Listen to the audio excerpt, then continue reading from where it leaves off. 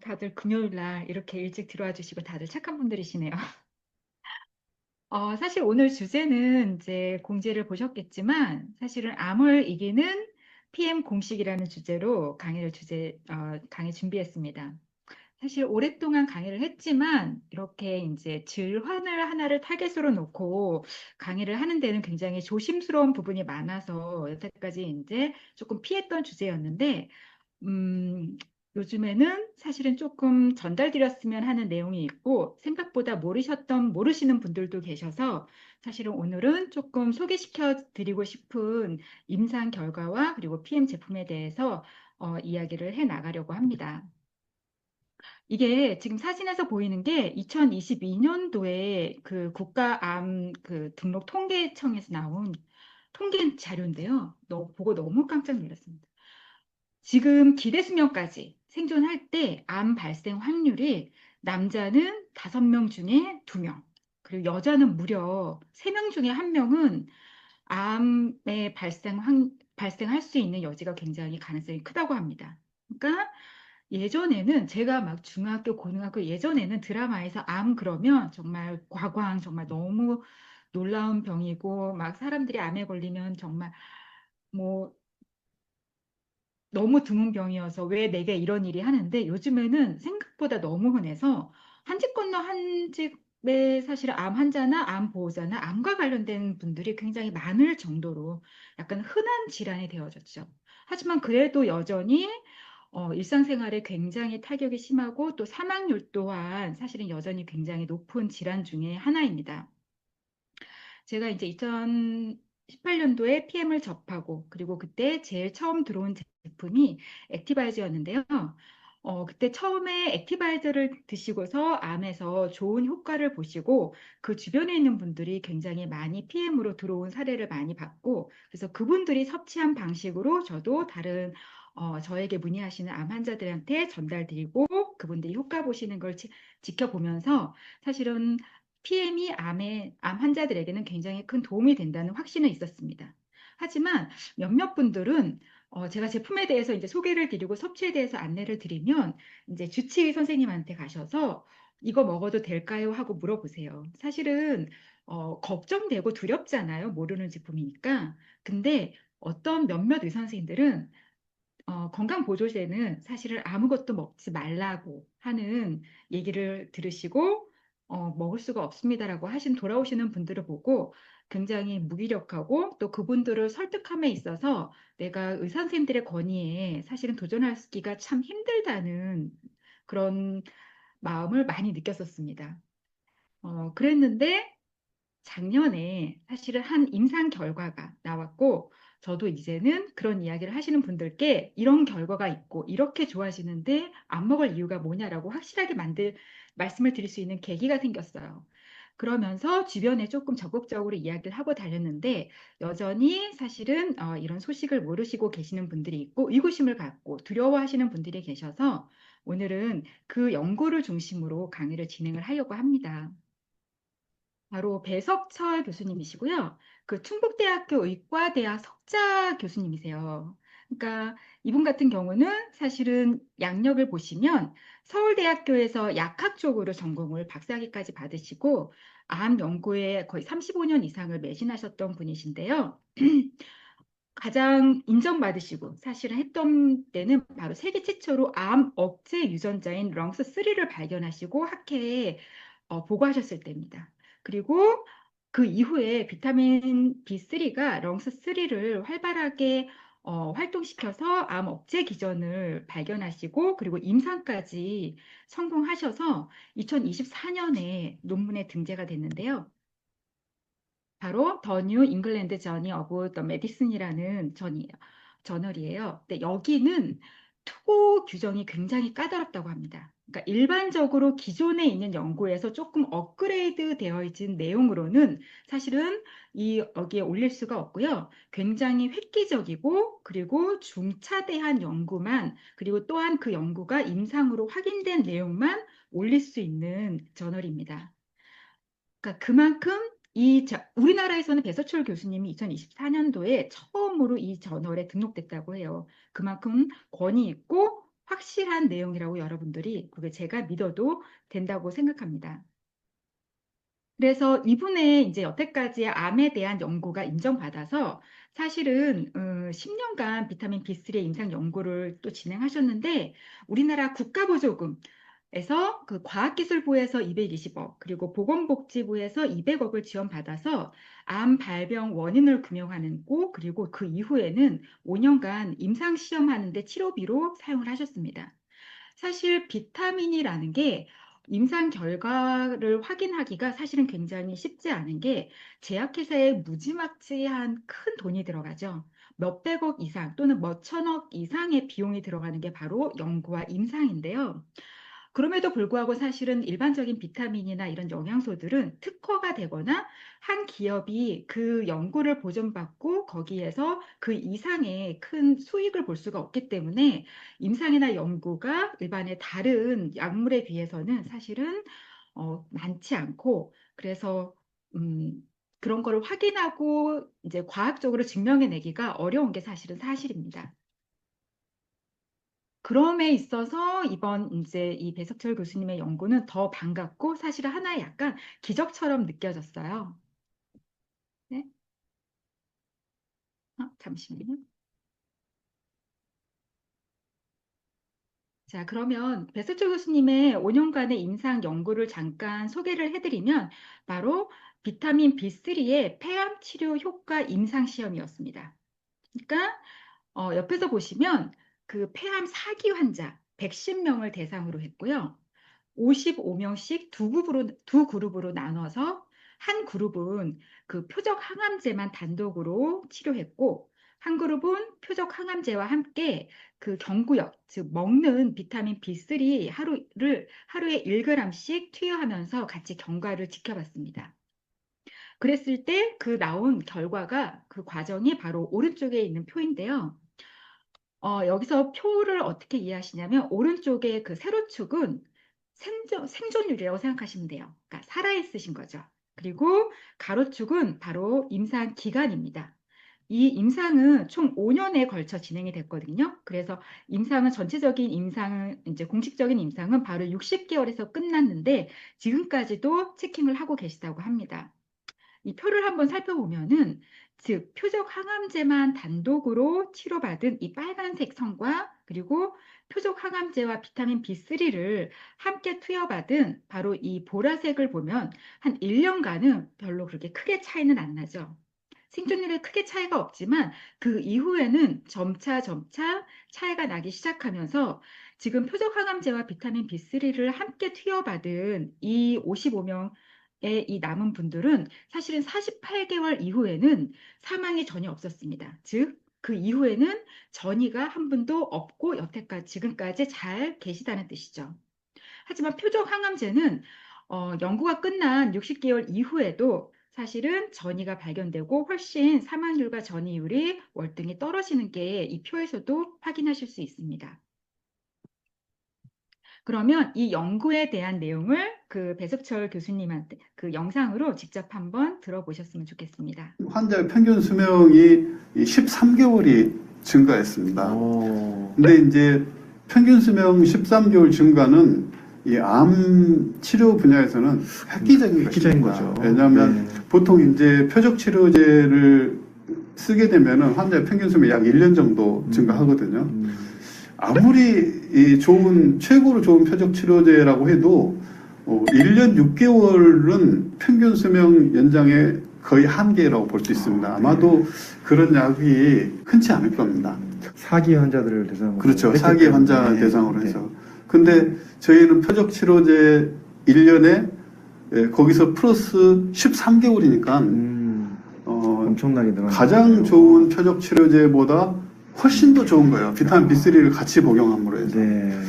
그다음에 또 다른 장점도 있는데 그 뭐냐면은 좋은 표적 치료제를 써도 재발하거든요. 그러니까 이론적으로 표적 치료를 써도 재발을 거의 피할 수가 없습니다. 그래서 이제 보통 한 3년, 4년 되면은 재발을 하게 되죠. 많이 이제 하게 되고 재발하면은 그 항암제가 더 이상 안 듣습니다. 네. 그럼 항암제 쓸 게 없어지면 환자는 뭐 사망 위험에 직면하게 되는 거죠. 네.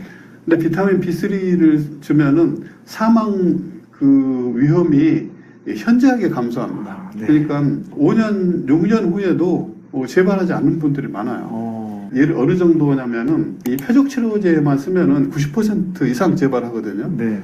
그런데 비타민 B3를 함께 쓰면 약 한 60% 재발합니다. 네. 뭐 0%가 아니어서 아쉽지만 90% 재발해서 60%면은 그러면 환자가 생존할 수 있는 가능성은 4배, 5배 증가한 거거든요. 아, 네. 환자들에게 큰 희망이 될 수 있는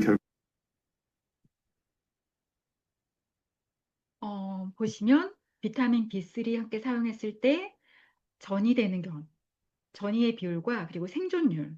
이거는 사실은 임상으로까지 확인해서 이렇게까지 지금 일선에서 적용되고 있다는 건 하나의 저는 거의 기적과 같은 일이라고 생각합니다. 왜냐하면 비타민 B3는 누구나 쉽게 구할 수 있고 큰 부작용 없이 섭취할 수 있고 그리고 어디서나 살 수 있는 영양제죠. 그 영양제가 이렇게 사기 폐암이라는 사실은 굉장히 위태로우신 분들한테 이 정도 생존율 4배, 5배 이상의 결과를 가져다 줬다는 것은 사실 그 어떤 영양제도 나오지 못한 임상입니다. 사실 암 그러면 가장 대표적인 영양제가 비타민 B3로, 비타민 C로 사실은 아시는 분들도 많고 지금도 요양병원이나 또는 기능의사분들한테서도 많이 치료가 되고 처방이 되는 성분이지만 사실은 비타민 C조차 이 정도의 임상은 나와 있지 않습니다. 그러면 암은 도대체 어떤 거고, 그리고 치료에서 이것이 왜 그렇게 어려운지를 한번 잠깐 살펴보겠습니다. 암, 캔서. 암이란 우리 몸의 세포가 통제되지 않고 계속 증식하는 질환입니다. 정상적인 세포와는 달리 끊임없이 분열하고 그리고 죽지 않는 세포, 즉 세포의 브레이크 고장이라고 하는데요. 이거를 어떤 분은 그렇게 설명을 했더라고요. 우리가 예를 들어 칼이 딱 베어요. 그러면 우리 피부에 있는 조직이 쫙 갈라지면서 상처가 나잖아요. 그러면 그때 우리의 면역 반응들이, 면역 세포들이 막 움직이기 시작합니다. 사실은 정상 세포들은 거의 대부분 99%가 분열하지 않습니다. 분열하지 않는데 많이 분열하는 세포들은 바로 면역세포는 활발하게 필요할 때 활발하게 분열하고요. 또 하나는 우리 점막 같은 점막이나 위점막, 잔점막 같은 점막 세포들도 분열을 하는 세포들입니다. 그래서 이렇게 딱 상처가 나는 우리 몸에 위기 상황이 오면 면역 세포들이 분열 이제 신호가 딱 가게 되면서 막 상처를 메꾸게 되죠. 그러면서 차츰차츰 상처가 아물면서 어느 순간이 되면 어렸을 때는 보면 상처가 났는지도 모르게 깨끗하게 아물잖아요. 그렇게 상처를 메꾸는 게 바로 그 면역세포들의 분열, 면역세포들이 세포를 분열시켜서 일어나는 과정이고요. 상처가 다 아물어지면 더 이상 분열되고 다른 살을 만들지 않고 딱 멈추는 것이 바로 이제 시작과 끝을 스스로 체킹해서 이루어지는 우리 몸의 자연 반응들입니다. 그런데 암세포는 이 기전이 일어나지 않고요. 매일매일 분열하게 되는 게 바로 암세포입니다. 그리고 멈추지도 않고 죽지도 않습니다. 그렇게 분열하는 이 돌연변이들은 사실은 왜 그렇게 나오는지 그걸 100% 막을 수 있는 방법은 아직까지 밝혀진 게 없습니다. 지금 이 순간에도 하루에 돌연변이 세포들은 10개 또는 수천 개의 돌연변이 세포들이 계속 만들어지고 있어요. 그런데 모든 사람들이 암에 걸린다는 건 아니죠. 그게 이렇게 설명을 해볼 수 있습니다. 예를 들어서 그 뭐죠? 두더지 게임 해보신 적 있으시죠? 두더지 게임을 할 때 보면은 밑에서 두더지가 하나가 탁 올라오면 망치로 탁 머리를 치면 내려가잖아요. 탁 올라오는 게 돌연변이 세포, 그리고 내려치는 망치가 우리의 면역이라고 생각을 하면 올라오는 두더지보다 내려치는 망치가 그거를 다 잡으면 사실은 질환으로 진행되지 않고 우리 몸은 계속 돌연변이가 생겼다 사라지는 정상적인 과정 속에 있습니다. 그런데 우리가 나이가 들어가면 점점 이렇게 내려치는 힘이 약해져요. 속도도 느려지고. 그러면 그런데 이렇게 두더지가 올라오는 즉 돌연변이가 점점 더 많이 올라오게 되면 두더지를 놓치게 되죠. 이렇게 놓치는 두더지들이 돌연변이 씨앗으로 남아있게 됩니다. 하지만 그렇다고 해서 이 두더지, 놓치게 되는 두더지들이 다 암의 씨앗이 되는 건 아니고요. 이 암에 될 수 있는 적절한 환경과 적절한 조건이 되었을 때 얘는 바로 악성이 되고 그리고 침윤이 되고 전이가 되는 과정을 겪게 됩니다. 한번 그 암의 특성을 잠깐 영상으로 보실까요? 왜냐하면 이 전반적인 암이 자라나고 그리고 성장하는 과정을 알아야 어떤 단계에서 어떻게 우리가 그 과정들을 끊어낼 수 있는지를 확인할 수 있기 때문에 이 과정을 전반적으로 이해하는 것이 우리가 암을 관리하고 예방하는 데 이해도에 있어서 굉장히 중요한 것 같거든요. 암세포는 제어가 되지 않습니다. 무한대로 증식을 합니다. 지금 하나 예를 들어보면 이 힐라 세포는 현재 저도 실험실에서 쓰고 있는 세포입니다. 그런데 그 세포는 1951년도에 자궁경부암으로 사망했던 헤알리에타 렉스라는 환자에서 유래한 세포입니다.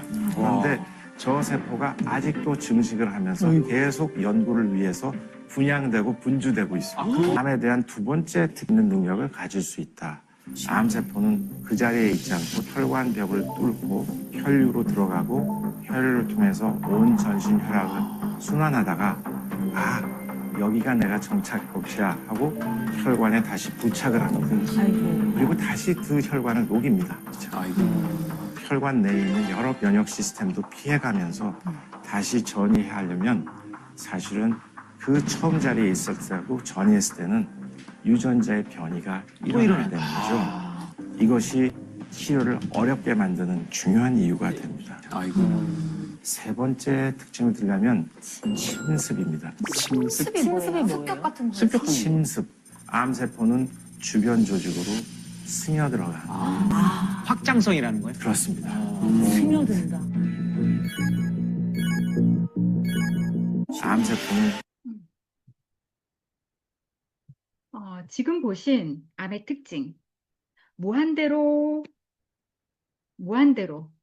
퍼지고 그리고 혈액을 따라서 이동하고 그리고 적절한 환경에서 뿌리를 내리고 다시 분열하는 이런 암의 특징. 그리고 아까 영상에서 봤던 51년대 그 세포가 아직까지도 1951년대 세포가 아직까지도 살아남아서 분열을 계속하고 있습니다. 그러니까 그 정도로 암은 죽지 않는 그런 특성을 가지고 있어서 치료가 굉장히 어려웠습니다.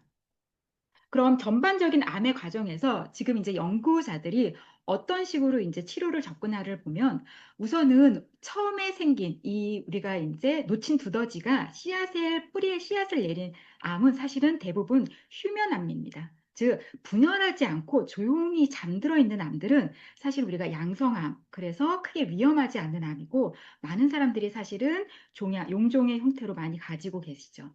하지만 이 암이 어떤 조건 하에서 갑자기 깨어나는 거죠. 그러면서 갑자기 생존 본능이, 암들은 살아야겠다는 생존 본능이 정상세포보다 훨씬 강한데요. 살기 위해서 스스로를 끊임없이 분열하기 시작합니다. 그리고 암도 역시 대사를 하기 위해서 사실은 영양소가 필요한데 대부분 포도당으로 대사를 합니다. 그 포도당을 찾아서 스스로 혈관을 만들기 시작하는데요. 그거를 신생혈관이라고 합니다. 이 신생 혈관들이 우리 몸에 있는 우리가 가지고 있던 원래 혈관들하고 연결되면서 암에서 떨어져 나온 세포가 우리 몸의 혈관 속으로 들어가면서 둥둥둥둥 떠다니는데 사실 혈관 속에는 혈액으로 꽉 차 있죠. 우리 몸속의 혈액은 사실은 혈행, 즉 흐름을 다니면서 움직이고 있습니다. 사실 많은 혈행이 좋기만 해도 많은 암세포들은 혈액 속에서 파괴가 된다고 합니다. 또 하나, 혈액은 우리 몸속에서 가장 많은 면역세포들이 존재합니다. 백혈구나 많은 세포들이 사실은 적군이 들어오면 둘러싸고 다 파괴하죠.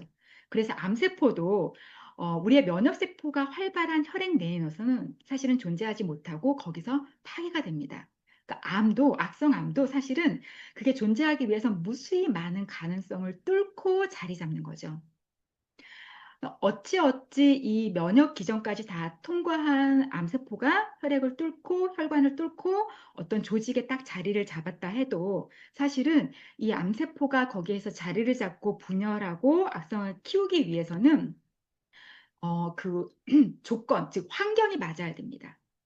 대부분 산성 환경을 좀 좋아하고요.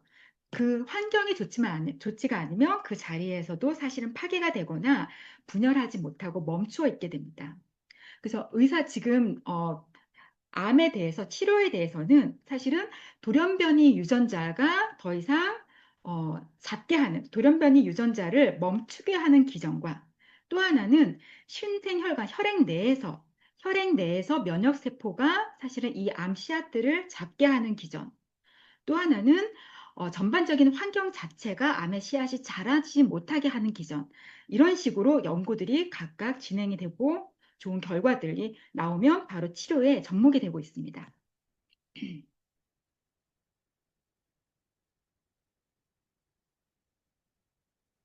그러면 여기서는 오늘은 사실은 이제 악성암으로 발전되는 경우 치료에 있어서 비타민 B3가 어떤 역할을 해서 이렇게 임상까지 나왔는지를 간단하게 그 과정을 설명드려 보면은요. 지금 표에서 보면은 얘가 정상세포죠. 우리 몸의 정상세포인데 어떤 기전으로 이 정상세포가 돌연변이 세포가 되어서 증식을 합니다. 그랬을 때 바로 이 용종이 되는데요. 그런데 이 돌연변이가 세포가 됐을 때 사실은 우리 몸은 자연 면역이 있어서 이 돌연변이를 멈추게 하는 유전자가 있습니다. 그 대표적인 유전자가 바로 이 렁3입니다. 이 렁3 유전자는 즉 돌연변이가 막 분열을 할 때 멈춰라고 해서 딱 스탑을 시키는 애인데 어떤 이유에선지 이 렁3가 스위치가 딱 꺼져서 자기의 기능을 못하면 바로 돌연변이는 분열을 하고 용종의 형태로 나오게 되죠. 그리고 선종, 즉 초기암인데 선종으로 변하면서 점점 암이 진행이 되다가 침윤하고 전이가 되는 과정을 거치게 됩니다. 그럴 때 대부분의 사람들이 사실은 조기 암 발견이 치료에서 굉장히 중요한 이유는 대부분 초기에서 중등도로 넘어가는 지점에 발견을 할 때가 바로 초기 암 상태고요. 그 다음에 각각으로 넘어갈 때가 기전으로 들어가게 됩니다. 지금 현재에는 사실은 항암제 같은 종류에는 예전에는 거의 화학 항암제였죠. 화학 항암제 같은 경우에는 이렇게 암세포가 우리 몸의 정상세포보다 훨씬 더 몇 배 더 활발하게 분열하는 성질을 이용한 화학 그 치료요법입니다. 그래서 분열하는 세포를 찾아가는 독성을 넣는 건데 문제는 앞에서 잠깐 얘기했듯이 우리 몸의 면역세포와 우리 몸의 점막세포들도 사실은 분열을 하거든요. 그래서 항암 치료를 받으시는 분들이 식도나 위점막, 장점막 같은 점막들이나 또는 면역 쪽으로도 함께 공격을 받고 그거를 선별할 수 있는 능력이 없어서 부작용이 굉장히 심했습니다. 그래서 그 이후에 나온 게 바로 표적 항암제죠. 표적 항암제는 그 암을 찾아가는 표적해서 나와서 조금 덜 부작용이 나오고 그리고 조금 더 치료 효과가 높여서 나오는데 아직도 모든 암 치료에 있어서 표적 항암제가 있는 것은 아닙니다. 그 또 하나 표적 항암제는 지금 그래프에서 보시는 것처럼 사실은 선종 초기에 즉 분열을 많이 하지 않고 이 암의 특성이 잠자고 있는 초기 암 같은 경우에는 사실은 표적으로 삽질을 못합니다. 그래서 표적 항암제를 조기에 발견해서 표적 항암제를 치료를 했다 하더라도 그리고 성공적으로 치료가 진행됐다 하더라도 어쩌면 암의 씨앗인 선종 초기 그 암의 씨앗은 남아있을 수 있는 거죠. 그래서 이 선종 씨앗이 6개월 후에 또는 1년 후에 또는 4년, 5년이나 10년 이후에 다시 잠에서 깨어나면 바로 그때 전이가 이뤄지고 다시 또 다른 암으로 나오게 되고 이때 암은 표적 항암제를 이겨냈기 때문에 이때 치료 약품이 절대 들지 않고요. 사실은 그래서 암의 사망률은 사실 이 전이에서 거의 90%가 이뤄지게 됩니다. 그래서 배석철 교수님의 연구는 이 선종 초기까지 아니라 이 용종 단계, 즉 초기에 이 렁스3의 스위치를 켜서 이 단계까지 넘어가지 못하게 할 수는 없을까가 바로 연구의 핵심이었습니다. 그런데 발견하신 이 기능을 할 수 있는 물질이 바로 비타민 B3, 정확하게는 나이아신 아마드였고요. 그러면 렁스3를 잠깐 설명을 해드리면 렁스는 그 유전자, 렁스1, 렁스2, 렁스3까지가 있는데요. 가까이 조금씩 다른 기능을 하는 유전자들인데 렁스1은 조혈자금과 면역세포를 발달시키고 렁스2는 조골과 연골 형성, 즉 뼈에 관련되는 유전자고요. 그리고 렁스3가 바로 종양 억제 유전자인데 배석철 교수님이 발견한 유전자입니다. 그런데 비타민 B3, 즉 정확하게는 나이아신 아마드는 이 렁스 1, 2, 3에 모두 다 효과적으로 작용을 해서 이는 조혈자금과 면역을 강화시키고 그리고 뼈에 있어서도 영향을 주고요. 또 하나는 종양을 억제하는 기능도 활성화시키는 기능이 있다는 것이 밝혀지고 있습니다. 놀라운 일이죠. 렁스3를 조금 더 설명드리면 스스로 암을 억제하는 유전자. 우리가 스스로 다 가지고 있는 유전자예요. 그런데 이 기능이 꺼졌을 때 즉 이 임상에서는 바로 폐암이 발생했고 이것을 스위치를 끄는 역할로 투여했던 것이 바로 비타민 B3였고 그렇게 되면 얘가 효과적으로 작용을 한다면 암은 완전히 소멸하고 그리고 재발하지 않겠다라는 믿음으로 임상을 시작하셨고 아까 앞에서 잠깐 보았던 전이가 30% 낮춰지고 그리고 사망률이 절반 정도 낮춰졌던 효과를 나타내었습니다. 그런데 사실은 이 렁스3 유전자를 활발히 하는 기전이 사실은 배서철 교수님만 진행하는 게 아니고 또 비타민 B3만이 아니라 지금 다른 많은 연구팀들도 사실은 이 렁스3를 스위치를 켜는 약물을 지금 연구를 하고 있습니다. 그래서 사실은 성공적으로 나온 약물도 있었는데요. 그런데 아직 지금 치료 단계에 투입은 되고 있지 않습니다. 왜 그런지 한번 잠깐 영상으로 설명을 드려보세요. 거죠. 항암 물질들이 여러 가지가 많죠. 그렇죠. 그런 실제로 이 암억제 유전자가 닫혀 있는 것을 열어줘서 암을 치료하겠다고 하는 시도는 수많은 지역에서 해서 지금도 하고 있고 이미 많이 했습니다. 네. 실제로 예를 들면 MS275 같은 물질은 임상에서 그 FDA 허가를 받아서 환자에게 적용되기도 했습니다. 근데 워낙 부작용이 심한 거예요. 왜 부작용이 심하냐면 네. 그 물질을 먹으면 우리 몸에 안 쓰는 유전자하고 쓰는 유전자의 경계가 허물어져 버려요. 네. 그러니까 뼈 조직의 특징을 다 유지할 수 없어지게 되고 근육 조직의 특징을 다 유지할 수 없어지니까 그 경계가 허물어지기 때문에 이 생명체의 기본 구조가 망가지게 됩니다.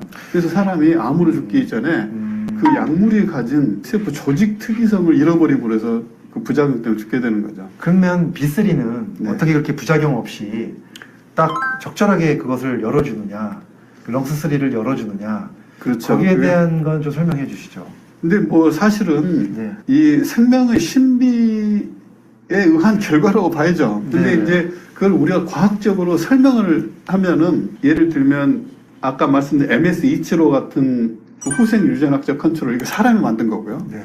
그다음에 커큐멘 같은 식물에서 뽑은 추출물 네. 이런 것에는 없는 중요한 특징이 비타민 B3에는 있습니다. 네. 그게 뭐냐면 우리 몸 안에 있는 물질은 어떤 작용을 할 때 필요할 때 필요한 만큼 하도록 통제가 되어 있습니다. 그렇죠. 네. 근데 이런 걸 보고 이제 오토 피드백 레귤레이션이라고 하거든요. 네.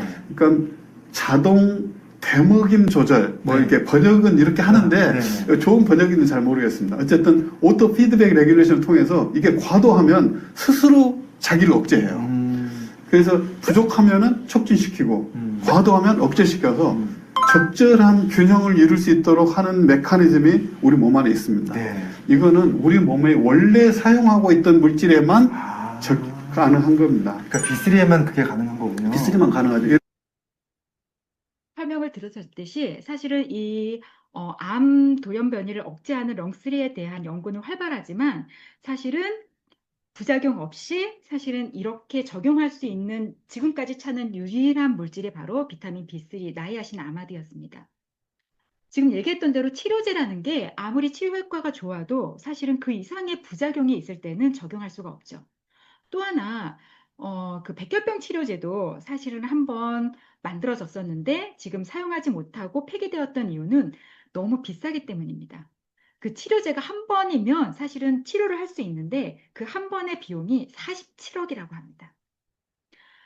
그러니까 치료제라는 건 일반 사람들이 큰 경제적 비용 없이 접근성 있게 그리고 부작용 없이 사용할 수 있다는 게 모든 사람의 이상이지만 그걸 찾는 게 쉽지 않았는데 찾아내신 이 물질이 바로 비타민 B3였고 그게 바로 이런 기적과 같은 임상의 결과를 만들어냈습니다. 다시 한번 정리하면 폐암 임상 결과 사기 폐암 환자 110명에게 비타민 B3 하루 1g을 병용해서 투여했을 때 평균 수명이 약 13개월 연장되고 사망 위험이 절반으로 감소했습니다. 그런데 이 나이아신 아마드에 대한 임상이 폐암에만 있는 건 아닙니다. 이거는 이제 해외에서는 사실은 피부암 환자 대상으로도 임상이 있었는데요. 이때도 하루 1g을 섭취해서 임상이 있었고요. 암 발병률이 30% 감소했다는 결과가 나왔습니다. 또한 지난달에 이제 가장 최근 연구 결과인데요.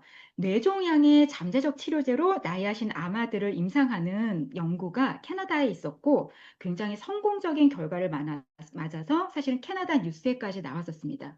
이 뇌종양은 사실은 아직까지 치료약이 없다고 합니다. 그래서 더 기쁜 소식이기도 한데요.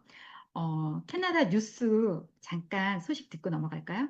That killed tragically hip frontman Gord Downey in 2017. As Kevin Green reports, University of Calgary researchers say they may have found a way to extend the life of people diagnosed with it using a common vitamin supplement. Unfortunately, it is the most aggressive brain tumor in adults, and up to now, it is an incurable disease. Researchers say the preliminary results have been very encouraging. Whereas in untreated subjects, 5 of 10 would progress over a 6-month period. In the context of niacin treatment, this was reduced to 2 of That killed tragically hip front. 10명 중 5명이어서 10명 중 2명으로. 사실은 그 3명에게는 기적과 같은 일이죠. 그게 부작용 없이 섭취했던 나이아신 아마드였다는 것이 더 놀라운 사실이고요. 그럼 앞에서 설명했던 폐암, 그리고 피부암, 뇌종양 이외에는 없냐? 그렇지 않습니다. 나이아신 아마드를 적용할 수 있는 암은 사실은 이제 다시 말하면 렁스3 활성이 암 기전에 굉장히 중요하게 작용하는 암들이죠. 그게 어떤 암들이냐? 대개 전체 암의 약 한 50%가 되는데요. 우선은 폐암, 그리고 방광암, 대장암, 그리고 확률은 조금 낮지만 전립선암과 유방암에도 적용 가능하고요. 그리고 담도암, 간암, 췌장암, 위암 같이 사실은 사망률이 높고 주변에서 굉장히 많이 보이는 암들이 이 렁스3의 활성화 저하와 굉장히 관련이 깊은 암들이고 나이아신 아마드가 굉장히 효과적으로 작용할 수 있다고 있는 암들입니다. 너무나 반가운 소식이죠. 또 하나, 앞에서 사실은 나이아신 아마드가 렁스3 외에도 렁스1과 렁스2에도 사실 효과적으로 작용한다고 말씀드렸잖아요. 그래서 지금 이 순간에도 암 이외의 다양한 질병들의 나이아신 아마드를 이제 적용하고 그리고 좋은 연구 결과와 그리고 현재 치료에도 적용되는 일들이 계속해서 결과들이 나오고 있습니다. 그 중에 하나가 바로 고지혈증이고요. 임상으로 해서 스타틴의 부전, 사실은 비타민 B3는 스타틴이 나오기 전에 이미 사실은 고지혈증 치료에 사용이 됐었죠. 그러다가 스타틴이 나오면서 사실은 이 비타민 B3를 대신했지만 사실 고지혈증에도 나이아신 아마드는 효과적으로 작용한다는 임상이 있었고 사실은 많은 의사들이 약과 함께 또는 약 대신에 처방을 하고 있습니다. 또 하나 놀라웠던 건 녹내장에 대한 임상이었습니다. 녹내장은 전 세계에서 3대 실명의 원인 중에 하나인데 사실은 치료약이 없습니다. 이게 시야가 왜 점점 좁아지는 거죠. 그런데 이 녹내장에도 하루에 1~2g의 비타민 B3로 녹내장의 예방과 치료까지 가능하다는 결과가 있었고요. 또한 나이아신 아마드 같은 경우에는 우리 뇌 쪽으로 굉장히 어렵지 않게 갈 수 있는 영양소 중에 하나입니다. 우리 뇌는 비비비라고 사실은 뇌가 굉장히 우리 몸에서 중요하잖아요. 그래서 어떤 물질에는 쉽게 들어오지 못하게 막는 벽이 있는데 나이아신 아마드는 그 벽을 쉽게 통과해서 뇌까지 들어갑니다. 그래서 치매 쪽으로 연구했을 때 사실은 미국에서 65세 이상 노인 3,700명을 대상으로 분석했는데 고용량의 비타민 B3를 복용한 그룹의 치매 권리 확률이 무려 절반이나 낮아졌다고 합니다. 그리고 아까 렁스2에서 지금 뼈에 관련된 렁스2의 유전자의 그런 결과로 퇴행성 관련 관절염에도 효과적으로 작용하는 결과들이 나오고 있고요. 또 하나 이번에 했던 배석철 교수님 연구팀에는 사실은 서울대 치과 교수님도 계셨습니다. 즉 연구팀이 합류하기 전부터 비타민3 나이아신아마드가 입안의 치주염이나 충치 등과 같은 곳에도 효과적으로 적용이 된다는 걸 알고 같이 진행을 했고요. 지금도 처방으로 진행을 하고 계시다고 합니다. 또 하나는 당뇨병 같은 대사질환에도 효과적으로 작용을 하고요. 그리고 놀라운 건 비타민 B3는 우리 몸에 NK 수치, 즉 우리 몸의 중요한 면역 세포죠. 이 NK 수치까지도 올려주는 결과가 나왔습니다. 자, 이렇게 귀적과 같은 물질, 하지만 부작용은 없고 누구나 쉽게 접근할 수 있는 물질, 그 비타민 B3에 대해서 다시 한번 설명을 해보겠습니다. 앞에서 제가 지금 용어를 두 가지를 병용을 했을 거예요. 비타민 B3 그리고 나이아신아마이드. 이게 어떤 차이가 사실은 조금 정확하게는 똑같다라고 할 수가 없거든요. 둘이 어떻게 다른지를 잠깐 설명을 드리면 비타민 B 군에 대해서 비타민 B3는 사실은 원래 니코틴산과 니코틴산 아미드라는 두 개를 통칭해서 비타민 B3라고 이름을 붙였습니다. 사실은 두 개는 조금 달라요. 니코틴산은 산기를 띠고요. 니코틴산 아미드는 염기를 띱니다. 그래서 니코틴산과 아미드는 조금 다르지만 그냥 묶어서 통칭으로 비타민 B3로 했는데 저도 처음에 이 니코틴산이라는 이름을 들었을 때 니코틴 어디서 많이 들어보지 않으셨어요? 왜 담배 그러면 너무너무 해로운 물질 중에 니코틴 있잖아요. 저도 사실은 니코틴에서 뭐 다른 변형된 물질이라고 생각했어요. 근데 저와 같이 생각하신 분들이 많으셨나 봐요. 그래서 비타민 B3 니코틴산에 대한 되게 부정적인 이론 때문에 이름을 바꿨다고 합니다. 그래서 니코틴산은 나이아신으로, 그리고 니코틴산 아미드는 나이아신 아미드로 이렇게 바꿨는데요. 앞에서 연구에서 사용되었던 비타민 B3는 이 나이아신 아미드입니다. 나이아신이 아니고요. 그런데 한국에서는 식약처에서 나이아신과 나이아신 아미드를 통틀어서 나이아신으로 이름 붙이도록 법적으로 정해져 있습니다. 그래서 비타민 B3 이 함량이나 이런 걸 보시면 대부분 다 나이아신 몇 그램으로 들어가 있을 텐데 그 나이아신에는 나이아신과 나이아신 아미드 또는 니코틴산과 니코틴산 아미드 얘가 한꺼번에 들어가 있어서 들어가 있는 의미라고 생각하시면 되는데 가끔씩 액티바이즈나 비타민 B3 메가도스에 대해서 안내를 드릴 때 조금 이제 영양제에 대해서 공부하고 경험이 많으신 분들은 간독성이나 통풍이나 뭐 여러 가지 부작용은 있는 거 아니냐는 질문을 제가 종종 받았었거든요. 그런데 이런 부작용은 사실은 비타민 B3에서도 나이아신 그리고 똑같은 니코틴산 여기에서 나올 수 있는 반응입니다. 즉 나이아신이나 니코틴산의 경우에 하루 100mg 이상을 섭취하면 간독성과 통풍 등이 있을 수 있습니다. 그래서 한국에서는 니코틴산 또는 나이아신은 하루에 약 30mg까지 최대한 이 정도 이상은 먹지 말라고 상한선이 정해져 있는데 나이아신 아미드, 즉 니코틴산 아미드는 이보다 수십 배 이상인 하루에 1000mg, 사람에 따라서 최대 1000mg까지도 섭취가 가능하다고 상한이 되어 있습니다. 그래서 여기서 연구, 지금까지 얘기했던 암이나 녹내장 여러 가지 다양한 연구에서 사용된 것은 비타민 B3 중에서도 나이아신 아미드 계열입니다. 그러면 비타민 B군에 대해서 잠깐 얘기를 하고 넘어가 보겠습니다. 비타민 B군은 사실은 우리가 비타민 C는 비타민 C군, 비타민 D군, 비타민 E군 이런 말은 없잖아요. 이 비타민 무슨 군이라는 표현은 유일하게 비타민 B에만 있습니다.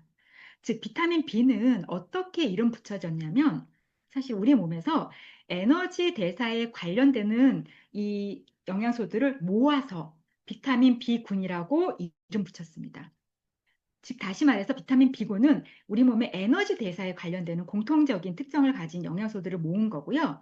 지금까지는 총 8가지 비타민 B군으로 되어 있습니다. 비타민 1인 티아민, B2인 리보플라빈, B3 나이아신 또는 나이아신 아미드, 그리고 B5인 판토텐산과 B6인 피리독신, B7인 비오틴과 B9 엽산, 그리고 B12. 자, 여기들을 보면 여기서 각각의 일을 살펴보시면 공통이 바로 에너지 대사죠. 그리고 이 외에도 조금씩 각각의 특성들을 갖고 있는데 비타민 B9을 이렇게 모아놓고 이 특징은 뭐냐면 8가지가 사실은 비슷하긴 하지만 나는 그러면 얘는 빼고 한 두세 가지만 먹을래 했을 때와 사실 이 8가지를 모두 한꺼번에 섭취했을 때의 효과와 성능의 차이가 확연하게 차이가 납니다. 즉 비타민 B9는 함께 8가지가 모두 함께 했을 때 가장 강력한 효과와 이용률을 보이고 있습니다. 그래서 나이아신 아미드 앞에서 했었던 것도 사실은 임상에서는 단독으로, 왜냐하면 연구기 때문에 결과를 얻기 위해서 단독으로 섭취했지만 사실은 가장 좋은 건 비타민 B군 8가지를 모두 함께 섭취하시는 것이 가장 바람직합니다. 그러면 여기서 한번 액티바이즈에 대해서 한번 살펴볼게요. 액티바이즈는 저희 PM 코리아 사이트에 들어가셔서 액티바이즈 상세 페이지로 내려가시면 바로 제품 영양 정보가 나와 있는데 거기 위에서 쭉 보시면 이 빨간색 박스에 나이아신이라고 적혀 있습니다. 앞에서 잠깐 말씀드렸죠? 나이아신은 나이아신과 나이아신 아미드를 통칭해서 부르는 영양소 명칭입니다. 아미드 바로 30mg이 저기 들어있고요. 그런데 조금 더 내려서 액티바이즈의 원료명을 보시면 바로 니코틴산 아미드라고 되어 있습니다. 그래서 니코틴산 아미드는 나이아신 아미드와 동일한 성분이고요. 그래서 액티바이즈는 임상에 사용되었던 이 니코틴산 아미드가 들어있고요. 우리가 하루 1회 식이요초의 권장량이 왜 스푼으로 깎아서 3스푼이죠. 그 3스푼 안에 바로 30mg이 들어있고 이 액티바이즈 한 통은 총 한 105회 분량 정도 됩니다. 이거를 가지고 앞에 임상 결과로 한번 잠깐 계산을 해봤습니다.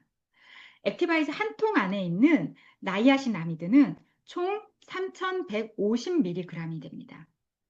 그랬는데 임상에서 백세철 교수님의 임상에서는 하루에 대개 1g을 사용했고요. 다른 연구, 어떤 연구에서는 2g까지 사용했고 사실은 오늘 앞에서는 얘기 않았지만 맥시멈 6g까지 사용했던 연구도 있었습니다. 즉 최대 6g까지 사용해도 사실은 안전한 성분이라는 게 바로 나이아신 아미드라는 게 연구 결과는 이미 나와 있는데요. 이 임상에서 나와 있는 성분으로 한다 그러면 하루에 1g이었죠. 그 1000mg. 액티바이즈로 치자면 사실은 3일에 한 통 정도를 드신다고 하면 바로 하루에 1000mg, 1g의 임상에서 나왔던 나이아신 아미드를 드시게 됩니다. 그런데 제가 배수철 교수님 사실은 영상을 거의 대부분 봤거든요. 그런데 질문들, 지금 이제 암 환자들이 질문들이 굉장히 많았는데 그 중에 많았던 질문 하나가 뭐냐면 그러면 2g, 3g, 4g은 먹으면 안 되나요? 라는 질문이었고 왜 거기에는 임상 결과가 없냐는 질문이 있었습니다.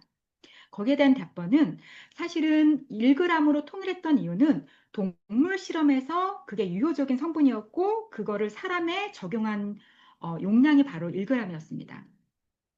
배수철 교수님도 2g, 3g, 4g까지도 더 확인을 해보고 싶었지만 그러면 임상 비용이 너무 기하급수적으로 커지는 거예요. 그래서 거기까지는 비용의 문제로 진행을 못했지만 다른 연구들을 봤을 때 암 환자들에게는 하루 2g까지도 추천한다고 하셨습니다.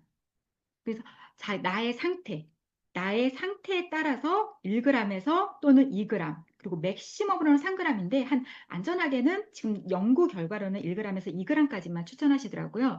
그걸 보자면 3일에 암 환자들한테 제가 전달드리고 있는 액티바이즈 용량은 3일에 액티바이즈 한 통을 드세요 라고 설명드리고 있고요.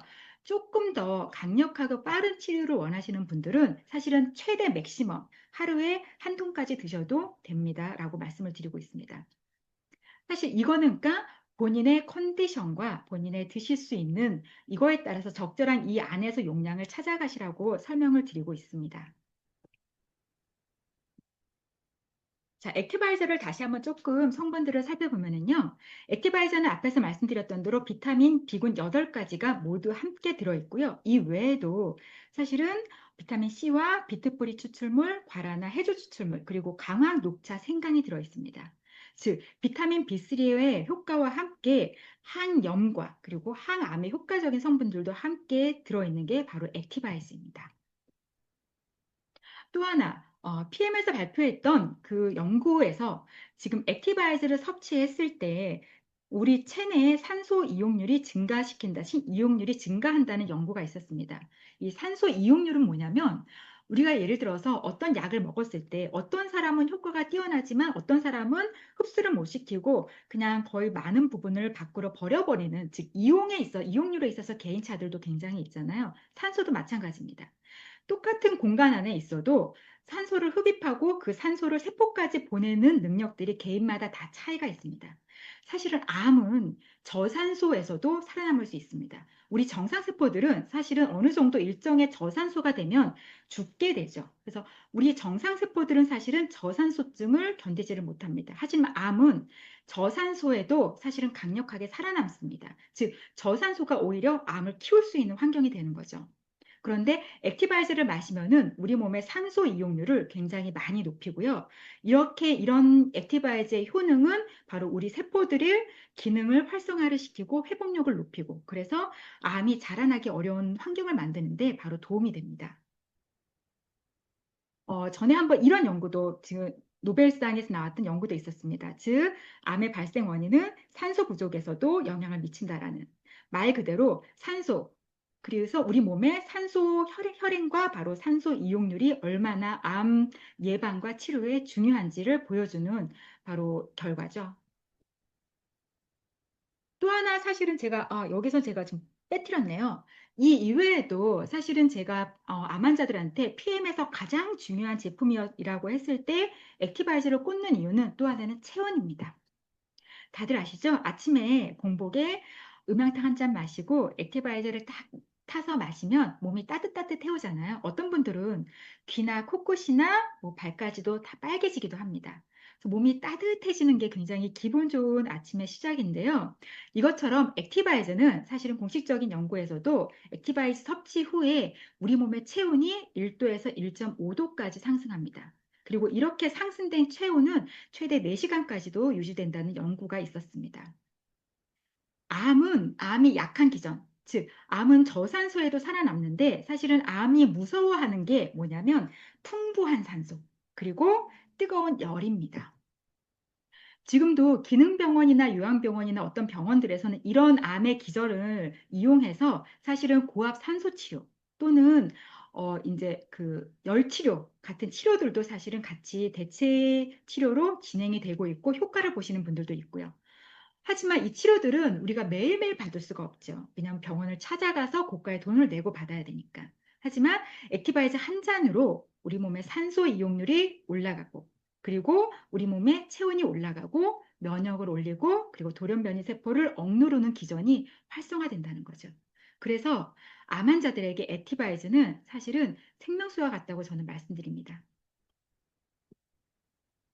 또 하나, 그러면 8가지가 있는 이런 비타민 B군이면 좀 더 싼 제품이나 다른 제품도 다 되지 않을까요? 그럴 수도 있습니다.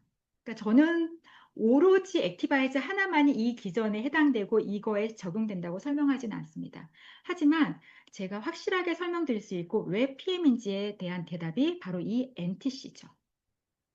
사람은 사실은 건강할 때는 우리가 음식을 소화하고 그리고 소장에서 영양을 흡수하고 이동하고 그리고 세포로 사용하는 기능들이 굉장히 잘 이루어지죠. 하지만 우리 몸이 잠만 잘 안 자도 또는 스트레스를 받거나 질병에 걸리면 이런 전반적인 우리 몸의 기능들이 굉장히 떨어지게 됩니다.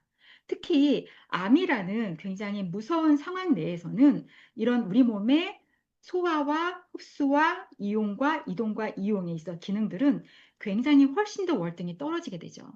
그래서 암 환자들이 사실은 나중에는 영양실조로 사망에 이르게 된다는 말도 제가 들어봤습니다. 그런데 이 NTC는 Nutrient Transfer Concept, 즉 영양 전달 컨셉입니다. PM은 지금까지 70개가 넘는 특허가 있는데 그 중에 절반 이상이 바로 이 영양소의 흡수에 관련된 특허입니다. 즉 어떤 성분보다 어떤 유효한 성분이 안전하게 전달되는 것이 훨씬 더 중요하다는 것이죠. 이거를 다시 한번 설명하면 이 기전이 회사에서 설명하는 기전은 바로 어떤 영양소의 전달 개념은 영양소를 필요할 때 필요한 곳으로 몸의 안팎에서 세포 수준까지 전달한다는 겁니다. 특히 암의 예방과 그리고 암 환자들에게 필요한 체크 부분이죠. 그래서 나이아신아미드, 액티바이즈가 바로 암 환자들에게는 좋은 해결책이라고 저는 굉장히 확신하고 있습니다. 또 하나는 우리가 질병에 걸렸을 때는 사실은 우리 몸의 많은 방어 능력이 무너진 상태가 됩니다. 그래서 어떤 원료나 제품의 안정성은 굉장히 중요합니다. 그래서 이거를 확인할 수 없어서 많은 의사분들이 밖에서 어떤 것도 드시지 마세요 라고 막는 거라고 저는 생각하거든요. 그런데 PM은 이미 이런 원료와 제품의 제조와 그리고 제품의 결과의 안정성에서 이미 외부에 훨씬 까다로운 인증 기관을 통해서 인증을 받고 있습니다. 그래서 건강한 사람들도 굉장히 중요하지만 암 환자분들에게는 훨씬 더 중요한 체크해야 될 포인트입니다. 52. 제가 사실은 뒷단에도 조금 설명을 해놨는데 벌써 52분이네요. 뒷단까지 다 하면 조금 시간이 너무 넘길 것 같지만 조금 빠르게 잠깐 설명을 드리겠습니다. 자, 액티바이즈 이외에도 저희가 암 환자한테 꼭 드시고 이렇게 드시라고 안내드리는 제품이 바로 파워 칵테일인데요. 바로 파워 칵테일인데요. 파워 칵테일은 지금 우리 몸에 균형 잡힌 영양소를 해서 건강한 세포들이 이 영양소를 충분히 다 섭취할 수 있도록 도와주고 그리고 풍부한 항산화 성분들과 그리고 장 건강에 좋은 성분들로 많이 포커싱이 되어 있죠. 현재는 사실은 그거 아세요? 저는 이거 도표보고 너무 놀랐는데 지금 우리나라 연령대 중에서 지금 암 증가가 가장 빠른 연령대가 20대라고 합니다. 가장 면역이 강한 나이고 가장 건강해야 될 나이에 지금 암이 거의 5년에 2배씩 증가하고 있다고 해요. 근데 이게 한국만이 아니라 전 세계적인 현상이라고 합니다. 이걸 보면 아까 제가 처음에 말씀드렸듯이 암은 사실은 면역과 관련되고 노화가 돼서 즉 나이가 들어서 생기는 노화에 관련된 질병이라 나왔지만 이것만 보면 사실은 이제는 더 이상 그렇지 않다는 걸 알 수 있죠. 여기서는 사실은 환경적인 영향이 굉장히 암 발병에 중요하다는 결과입니다. 그런데 많은 사람들, 많은 연구진들이 지목하는 게 바로 식습관입니다. 즉, 지금 20대들이 이렇게 빠르게 암이 증가하고 있는 거는 그들의 바로 식습관이 가장 중요한 원인이라는 거죠. 즉, 초가공 식품 중심의 식단들이요. 그런데 바로 파워 칵테일에는 바로 이런 우리 몸의 가공식품을 대체하고 이런 독소들을 중화하고 우리 몸의 전반적인 환경을 사실은 암이 잘 살 수 있는 환경으로부터 암을 막을 수 있는 환경으로 바꿔주는 항산화 기능들이 굉장히 중요한데 이런 성분들이 모두 다 파워 칵테일 안에 들어있습니다.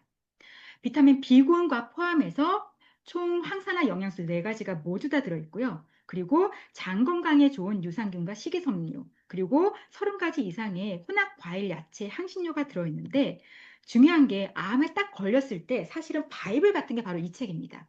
야채 수프 건강법. 뭐 책은 다양하게 나오고 있는데 거의 제가 저희 어머니도 사실은 한 30년 전인가? 20년 전인가? 그때 이제 유방암에 걸리셨었거든요, 어머니도. 그때도 제가 제일 처음 사서 보고 집에서 했던 게 바로 이 야채 스프였습니다. 근데 여전히 이게 유효하고요. 근데 이게 왜 유효하냐? 그 중심에는 바로 이 파이토케미컬이라는 개념이 있습니다. 파이토케미컬은 생명 유지를 위해서 반드시 섭취해야 하는 필수 영양소는 아닙니다. 5대 영양소는 아니죠. 하지만 식물들이 갖고 있는 고유의 자신을 보호하는 화학 성분입니다.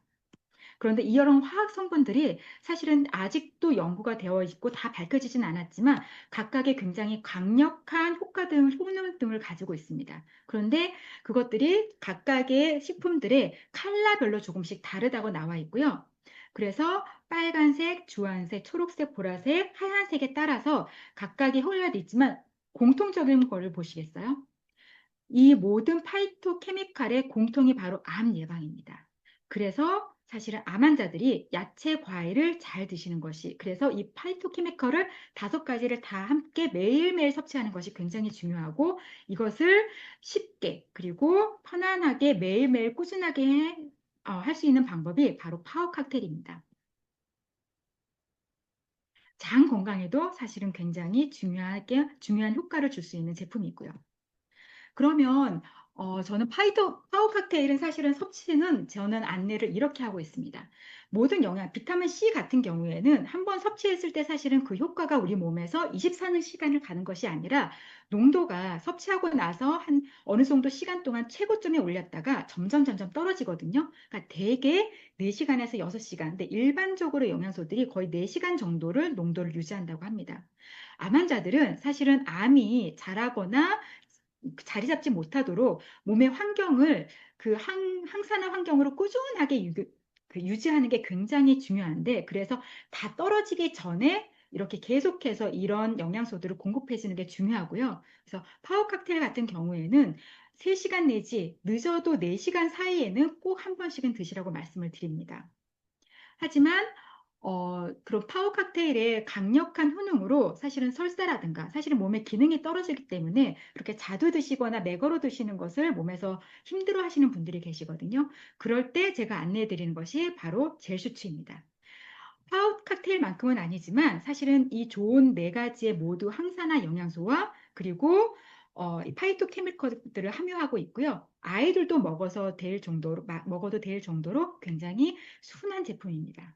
그래서 아침에 봤더니 5+2를 하는데 제가 강의 준비하느라고 구매를 못했는데 아직 있나요?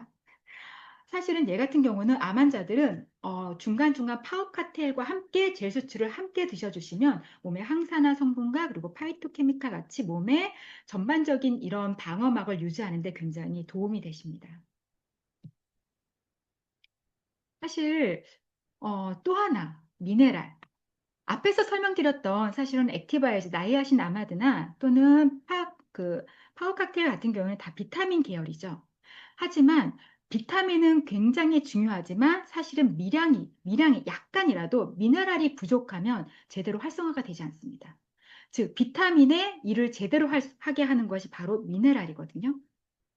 그래서 사실은 이 액티바이저, 파워 칵테일과 함께 놓쳐서도 안 되는 제품이 바로 리스토레이트입니다. 특히 리스토레이트 같은 경우에는 우리 몸의 독소나 중금속을 배출하는 걸 도와주고 또 우리 몸이 치유되는 데 중요한 충분한 숙면을 취할 수 있도록 도움을 주는 굉장히 중요한 영양소고요. 우리 몸의 활성산소 제거나 그리고 그 미토콘드리아에도 굉장히 중요하게 작용을 합니다. 그래서 결과적으로 암 예방, 그리고 우리가 일상적인 건강 유지나 암을 예방하기 위한 분들이나 또는 암의 치료 과정이나 그리고 암의 전이나 재발을 막기 위한 과정에서도 가장 중요한 핵심 3가지 제품은 바로 액티바이즈, 파워 칵테일, 리스토레이트입니다. 그리고 거기에 상황에 따라서 젤 수치를 함께 하시면 훨씬 더 도움이 되고요. 많은 체험들, 그리고 사실은 어떤 강력한 약품도 투여한 모든 사람 100%에게 효과가 있지는 않다고 합니다. 사실은 절반, 50%에만 효과가 있어도 굉장히 놀라운 효과의 약으로 치부되고 있는데요. 근데 거기에서 중요한 건 부작용이 없고 그리고 일상적으로 꾸준하게 실천할 수 있어야 된다는 전제 조건이 있죠. 바로 그런 면에 있어서 사실은 우리가 자신 있게 권할 수 있는 게 바로 이 PM의 3종이라고 생각하고요. 주변에서 도움이 필요하신 분들께 여러분들이 오늘 이해한 내용을 가지고 그리고 여러분들의 믿음으로 그분에게 적당한 좋은 정보를 제공하시고 믿음을 주셔서 주변 분들이 다 건강해지셨으면 좋겠습니다. 사람의 몸 안에는 100명의 의사가 산다고 합니다. 아직도 많은 분들이 사실은 의사들이 밖에서 외부적으로 만든 강력한 독성을 가지지만 의사들이 처방하는 약에 의존하긴 하지만 가장 강력한 의사는 우리 몸 안에 있습니다. 우리가 해야 할 일들은 우리의 의사를 지키고 일을 제대로 할 수 있게 도움을 주는 것이고 이들이 잠깐 멈췄을 때 다시 일할 수 있도록 힘을 내주는 것입니다. 그런 면에서 우리가 옳은 방향으로 가고 있다는 확신을 가지시고 그리고 오늘도 내일도 건강을 향해서 한 걸음씩 함께 가셨으면 좋겠습니다. 네, 하고 싶은 말은 많았지만 생각보다 시간이 빨리 흐르고 내용이 조금 살짝 앞에 초반에는 어려울 수도 있겠지만 이만큼 권위 있는 내용이라는 사실만 오늘 조금 기억하고 가셨으면 좋겠습니다. 오늘 강의는 여기서 마치겠습니다. 네.